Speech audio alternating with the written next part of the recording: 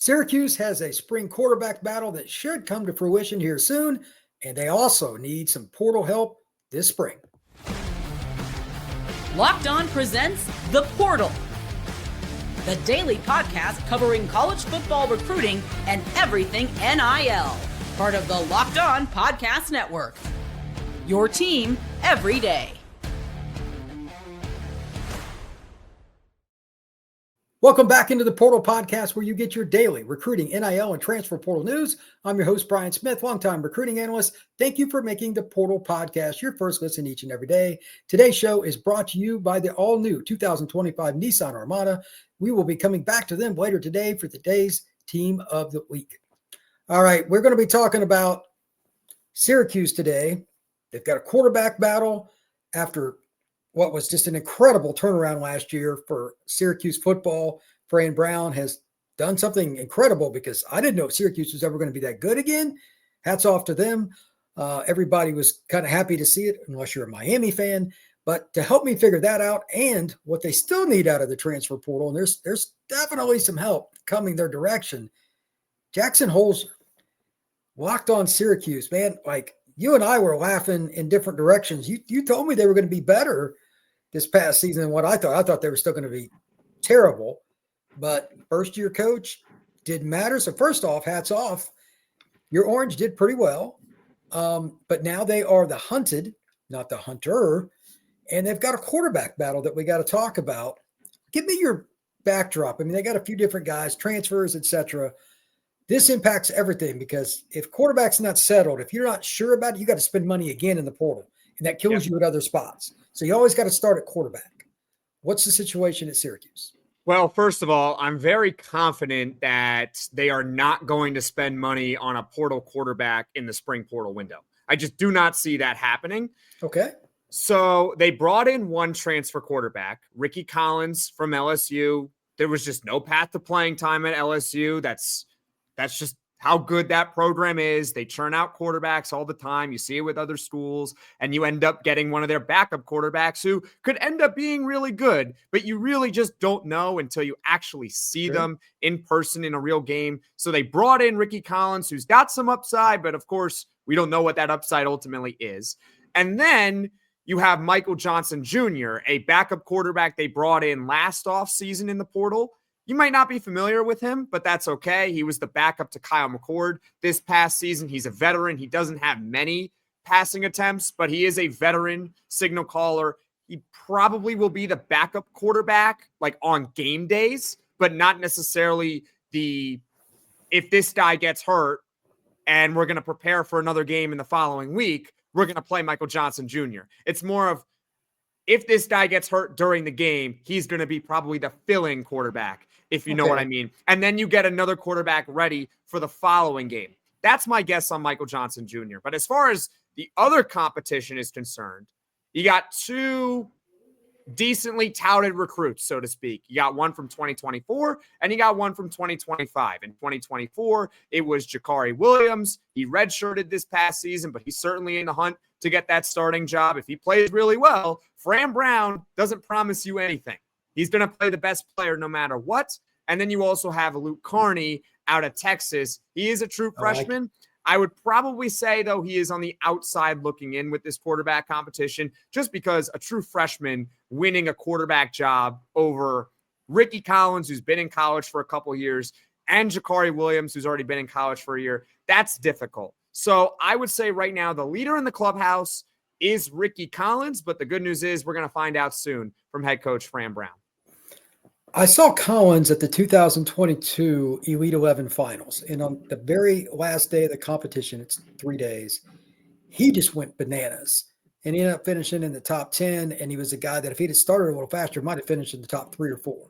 He's streaky, big, long kid, athletic, can move around and change directions, and if you wanted him to be a runner, he could, but he prefers to stay behind the line of scrimmage and sling it. He's got a lot of upside. But Jackson, I think you're absolutely right about Rickie Collins. He was just stuck in a logjam at LSU. Is that his fault? No, but at the same time, he decided to move on after 2 years in his home city of Baton Rouge. If he doesn't work out, though, like if he got injured or just for whatever reason, it went sideways in game 3, and he just starts throwing picks right and left. Is this just train wreck? Is that where we're at? Like, if he doesn't work out, is this train wreck? Yes or no? Probably. It's probably a train wreck. If he ends, it's not necessarily a train wreck if he doesn't win the job. Because if it goes to, let's say, Jakari Williams, if he wins the job, well, he could be great. We have no idea, right? But he could be great. He could be better than Rickie Collins if he earns the job, right? But if Rickie Collins out of camp earns the job, of course, I mean, injuries can happen to anyone at any time. Chances are you're screwed no matter what if he gets hurt. But if he wins that job, he earns it, right? He's the best quarterback in camp. And then he starts the season and he's awful. Well, then you know that the backup is probably worse. You know, I'm a Jets fan here, okay? Okay, that's not good on a lot of levels. Starting quarterback, we're all clamoring for Tim Boyle, and he was worse, significantly worse. So, yeah, I mean, if he is the quarterback and he earns that job and he does not play well, we're probably screwed. But hopefully he does play well so we don't have to worry about it. Who's going to be the biggest playmaker regardless of the quarterback behind center? Who's the guy that, Pena, or who, like, is there another guy coming up, a red shirt that they're excited about? Anybody to note? Going to be Trevor Pena. He is one of the best slot receivers in the country, probably the best in the ACC now that the Restrepo kid from Miami is graduated. He was really good, but right behind him in slot receivers was Trevor Pena this past season. He was second team All ACC, so it's so great that Syracuse has him back, some comfortability there. But also you got a couple of newcomers, guys who could emerge. This one isn't really a newcomer because he was here last year, but he showed a lot of promise. That's Darrell Gill.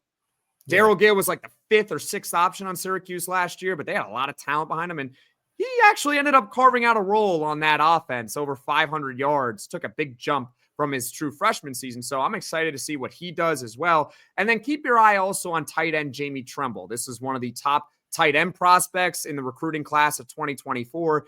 I don't believe he played that much this past season. In fact, he actually only caught one pass, and that was in the Holy Cross game. So that's it. But guess what? You know what?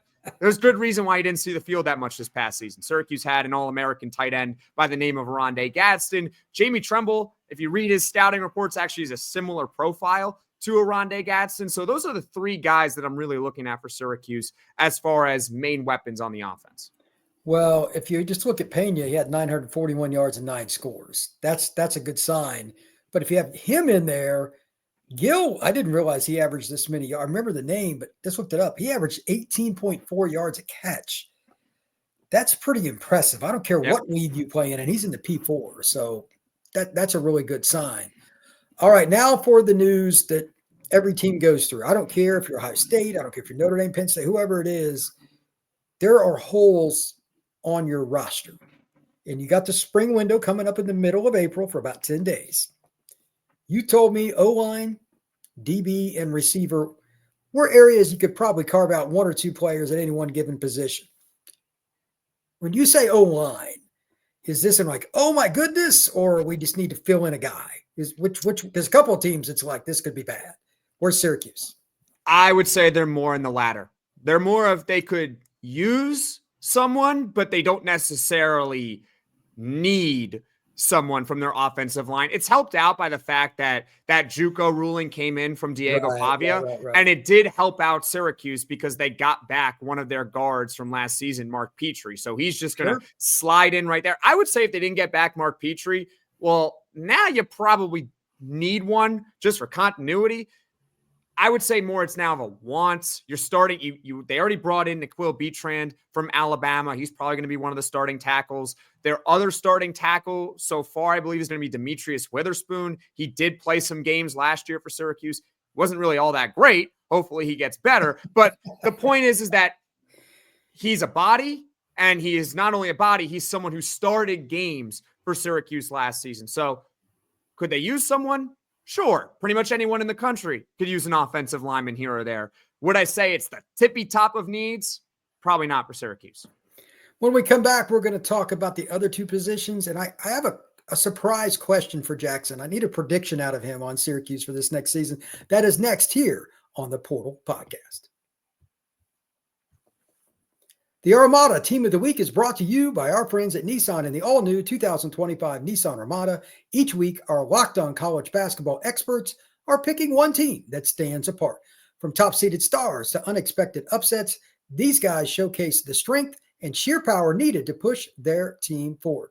This week's Armada clear-cut team of the week would be the Arkansas Razorbacks. Despite losing their first 5 SEC ball games, Coach Cal's Hogs fought their way through the most rugged conference in college basketball to not only make the tournament, but knock off back-to-back national champion and Hall of Fame coaches en route to the Sweet 16. They accomplished all of this without second leading scorer Boogie Flan for much of SEC play and without leading scorer and rebounder Adu Thero so far in the tournament. And this is a team that's still very dangerous. When it comes to the Nissan Armada, they say go forth and conquer, and that's exactly what the Arkansas Razorbacks have done.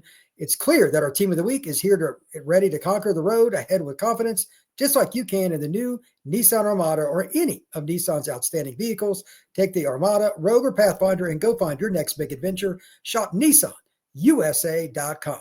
This show is also brought to you by our friends at Supply House. Get the supplies you need from the site made for the skilled trades, Supply House. Whether you're plumbing, HVAC, or electrical work, Supply House is the reliable way to order products online. Their easy-to-use website is packed with helpful resources and the latest product info to get help and get the job done right. Plus, with a complete inventory of over 200,000 parts from 400-plus top brands, you'll find exactly what you need delivered fast, coast to coast. Need help with an order? Supply House offers expert support and industry-leading service, so you'll always talk to a real person. And for trade pros looking for an extra edge, their free Trademaster program offers exclusive perks like a dedicated phone line, free shipping, and discounts on each and every order. Thousands of skilled professionals are already using this and taking advantage. Now it's your turn. Join the Trademaster program today at supplyhouse.com/TM and start ordering plumbing, HVAC, and electrical supplies with just a few clicks. Plus, use promo code SH5 for 5% off your first order. That's supplyhouse.com. Jackson, we have a couple other positions for the Qs to discuss. Number one, I saw them play last year, and they were always exciting. But there's good news and bad news with that. They could score a lot throwing the ball, but the other teams could score a lot throwing the ball. Their DBs probably weren't where Fran Brown would have appreciated them to be. Do they need one DB? Is it like an overhaul, or do they just need a stud? What's going on in the secondary for the Qs? I would probably prefer one stud at the corner position.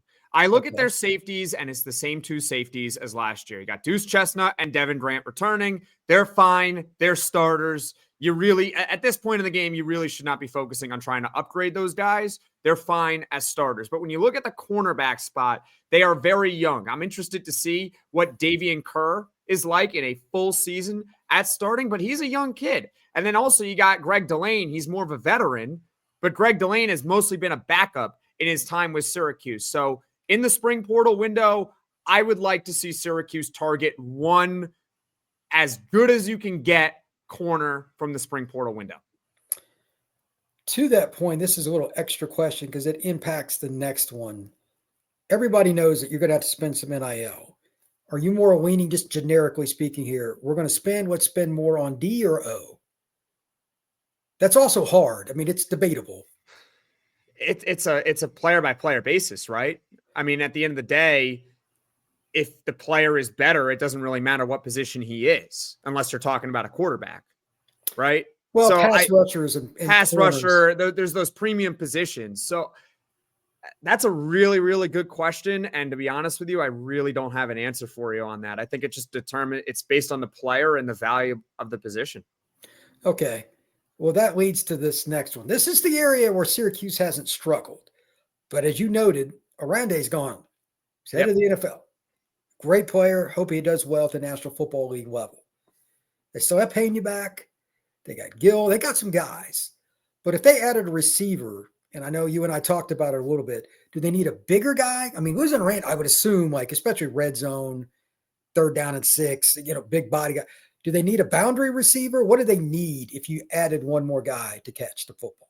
So I think Daryl Gill is slotted in to kind of do a little bit of everything. I think it could be the Jackson Meeks of this past season. Jackson Meeks is out of eligibility. Hopefully he gets drafted in the NFL draft, but chances are he's going to at least be at an NFL training camp. So shout out to him. They have their slot guy in Trevor Pena. They're missing that deep threat wide receiver. We were hoping that it was going to be Zeed Haynes, but Zeed Haynes retired from football. So now you need to find a field stretching wide receiver. We kind of got a clue that Syracuse was targeting one or might be targeting one in the spring because they were going after Amari Evans from Penn State at the end of the fall portal window. They didn't get him. He ultimately went to Washington. But if I had to guess, I think that's where Syracuse is probably headed. They're going to look for a field stretching wide receiver to fill the void of Zeed Haynes retiring. Do you think that Gill can at least partially fill that void? I mean, he had a big average, but is he more of the shifty guys that just makes people miss, or can he go? He could do a little bit of everything. He can go. He can make people miss. I think he's a solid route runner as well. He's an all-around type of receiver. That's very similar to what Jackson Meeks was this past season. But in terms of a pure burner, I don't know if Syracuse football has it on their roster right now. So they could really use someone that could run like a 4.35 40 and just straight down the field. That'll open up the middle of the field for guys like Pena to operate and Darryl Gill to operate. You know how it is. You get that. That's why field stretchers are so valuable in football, even when they don't put up massive numbers, because they force the safeties to drop back. All of a sudden, the middle of the field is wide open. Yeah, that's absolutely true. It changes the X's and O's and the play calling in general. So that will be interesting because there aren't many 4.35s hanging out in the portal. That's you get my point. Find a speed demon. Find someone available. There you go. Finally, I've got, before I get you out of here, I got a question. You and I were talking off air. Last year's schedule for Fran and his team was favorable. Miami was at home. You didn't play Notre Dame. You didn't have some of these teams that are on your schedule this year. Like they play Clemson on the road this upcoming season, right? They do. To say that the scheduling gods have frowned upon the Syracuse Orange would be a mild understatement. Is it safe to say that they will not only go bowling? I still think they'll go to a bowl this next year. But can they get to 8? 8 wins with their road. Again, they've got Notre Dame on the road. Good luck. Miami on the road. It's Georgia Tech a road game? Georgia Tech is a road game. Georgia Tech and Clemson on the road. Like, this is murderer's row. At SMU? SMU is not friendly. Starting quarterback is Tennessee, neutral site to open the season. You want to count that as a road game too? I just want to count that as a loss. I don't blame you. I think it's a 14-point line right now on our friends at FanDuel. Yeah, FanDuel's probably got that. I'd say 2 touchdowns. That's probably about what I go with. And I'm not a betting guy, but is there any chance that you see Syracuse winning? Let's make this a 2-parter. Can they win any of Tennessee, Miami, Clemson, or Notre Dame? Do you think there's a chance they win one of those 4? Those are hard games, man. Those are traditional. Those are hard, but yeah. I don't want to call them out. Syracuse has history with Clemson, by the way. I know it's a weird history with Clemson. They've beaten Clemson. That was at home, and they've come close to beating Clemson, even when they weren't very good on the road. They've done that before too. I think it's at Miami. Miami, I mean, I'm from that area, so I know that stadium pretty well. It's not like the most intimidating home environment that you're going to go to. Still, I mean, Miami's going to be a really good team. That's the issue. But it's not like, oh my goodness, we're going into a vaunted Miami Hard Rock Stadium. Like, it's when you compare it to the atmospheres of some of these other schools or a neutral site against Tennessee, which you know there's going to be more Tennessee fans in the building. I would say Miami's probably the most likely of those 4. Miami just has a history of laying an egg against the team that they should beat, especially like at home. Even last year, I mean, yeah, Syracuse obviously beat them, but it's not like teams didn't come close to beating them in Miami's house. Oh, 100%.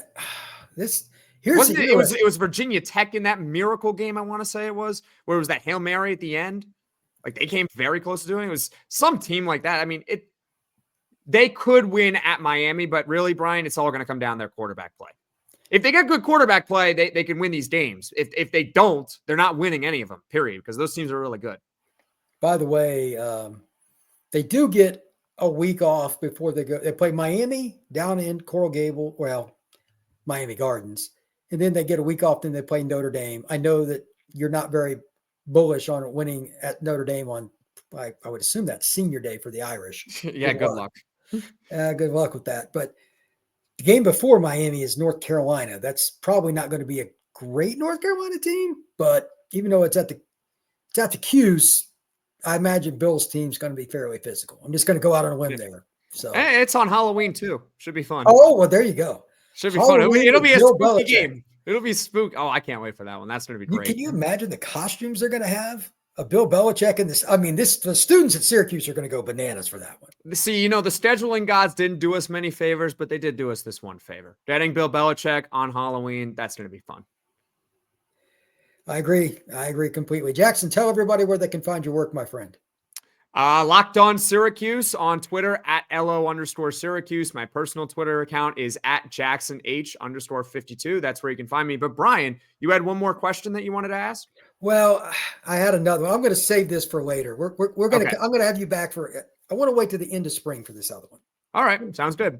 All right, buddy. You can find everything that he just talked about on YouTube, on Spotify, on Apple, and everywhere else. If you get your podcast, find us all around. We will see you again soon here on the Portal Podcast.